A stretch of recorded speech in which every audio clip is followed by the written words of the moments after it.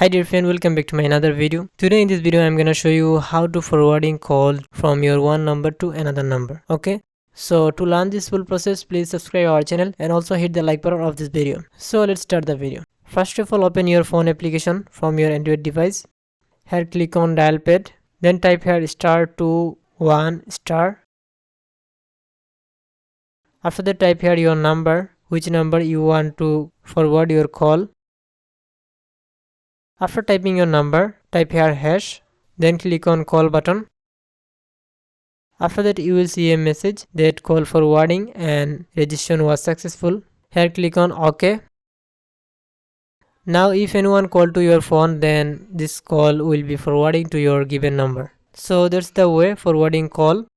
Now if you want to delete your forwarding number, then again open dial pad and type here #21#. Dial it. After that, you will get a message like this. It will erase your forwarding number. So now if anyone call to you, it will never forward. So friend, I hope this video is helpful for you. Please don't forget to subscribe our channel and also hit the like button of this video. Thanks for watching this video.